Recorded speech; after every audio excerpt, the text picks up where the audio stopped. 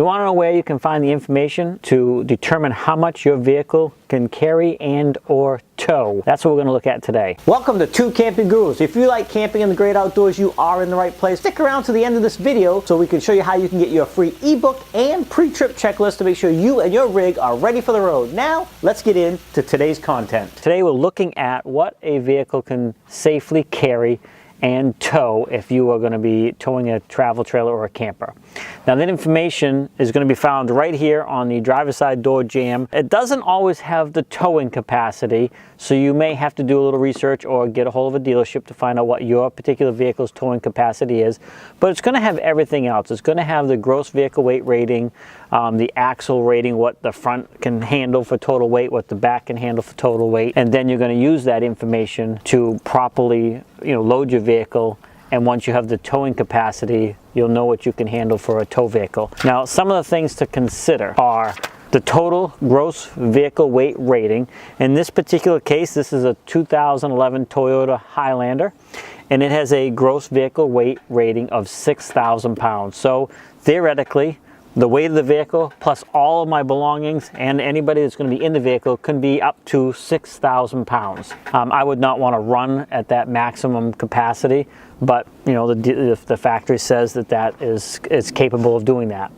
Now keep in mind, and this particular vehicle has a 5,000 pound towing capacity, so I can have a 5,000 pound camper behind me. But if you're maxed out in here at 6,000 pounds, you add the camper on, you're adding tongue weight, so you're going to be bringing your vehicle over that capacity. So you have to factor in the weight of the tongue of your RV when you put it onto your hitch, and of course that's going to add some weight. So that has to be factored in to make sure you're not going over that 6,000 pounds. Another thing to consider is you can have your gross vehicle weight rating under 6,000 pounds, but overload your rear axle. So you have to look at what the rear of the vehicle can handle, as well as the front, and make sure you're dispersing your weight in the vehicle properly. So if you have 5 people in the back of this, plus behind there all your luggage and heavy stuff and all that, then you go ahead and throw your trailer on there and you add a couple hundred pounds of tongue weight or whatever it might be. This may only weigh, let's say the total weight of this with the tongue weight on there is 5,000 pounds. However, you could be over your vehicle's axle rating, putting you at risk for all kinds of things. Not being able to control the vehicle driving it, not being able to stop properly, and things along those lines. So you've got to, there's a lot of numbers to factor in, but most of that information can be found right here. Now, with that said, again, this particular vehicle can tow a 5,000 pound camper behind it. I would not want to, again, go to that maximum, but you can have a camper behind this thing weighing theoretically at 5,000 pounds.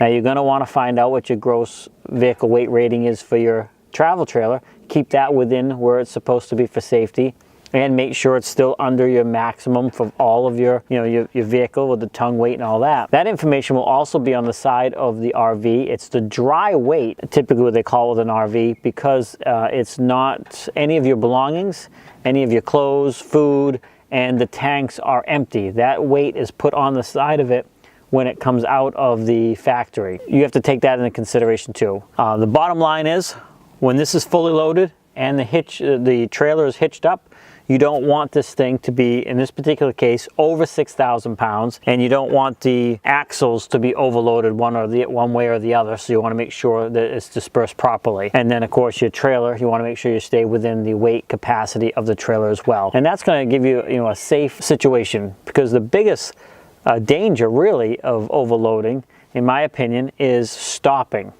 And if it's not properly loaded, then controlling the vehicle. You'll see campers, fishtailing, this type of thing. That's typically, they're overloaded on the tongue or underloaded and is actually, negative weight. You'd end up hooking the camper up with positive weight because it's got to go down and hook on the ball. But then if you go and move things around in your camper and you overload the rear of it and it ends up pulling up on the tongue and you end up with negative weight, that's a very, very dangerous situation as well. So, you're going to end up with, the vehicle's going to be doing this. The hitch point is going to sway. So, these are things to consider. Make sure you're loading your stuff properly, and once you do get loaded up, take your vehicle to a place that you can have it weighed And like even truck stops, they'll even tell you what each axle is carrying for weight, so you'll know exactly where you are and what your situation is. When everything's all loaded up, the other number that you often might hear about, gross combined weight rating, or GCWR, and that's going to be, again, everything together, loaded, hitch, all the stuff together.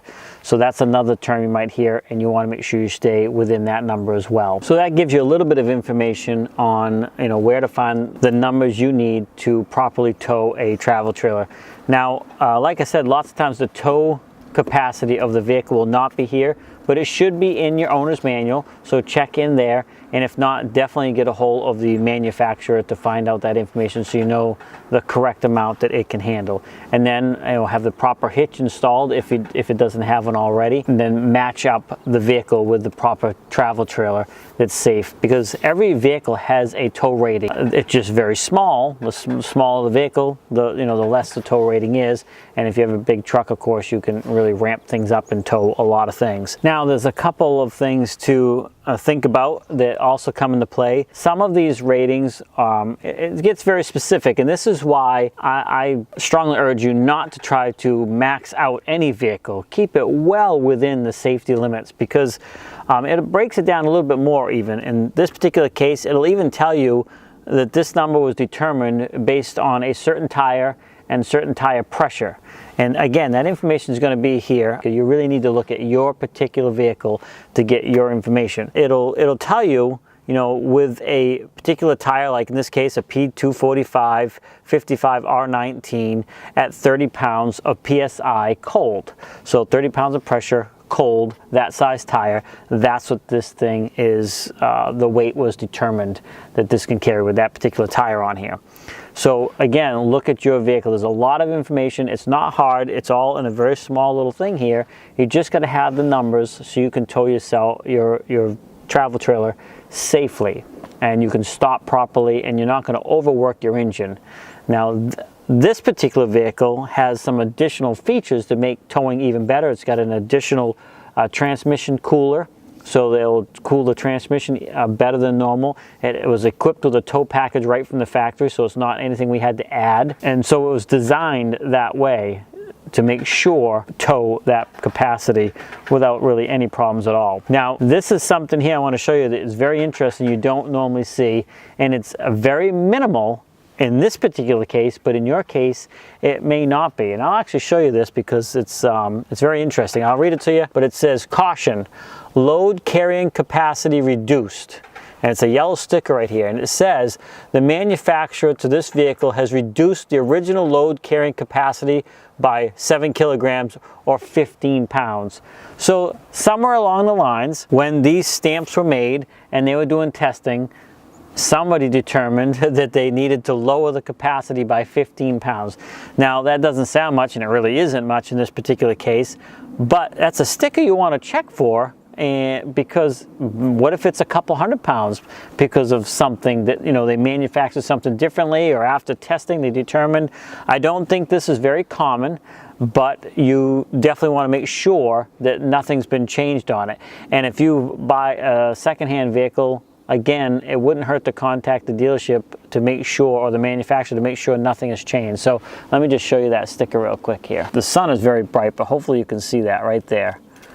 So anyway, and then of course the other stickers here, there's several stickers you're going to see on here, but here's all the information I've been talking about right along. And then of course there's a few other things here, as well as your tire pressures, capacity, and all that type of stuff's also right here. Well, I think that'll about do it. Hopefully I didn't confuse things for you.